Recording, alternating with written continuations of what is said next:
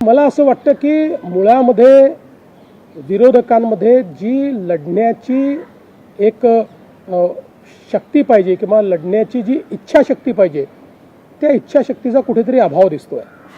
शेवटी विरोधी पक्षात काम करत असताना जनतेमध्ये जाऊन आपल्याला त्या ठिकाणी काम करावं लागतं, जनतेचा आवाज बनावा लागतो।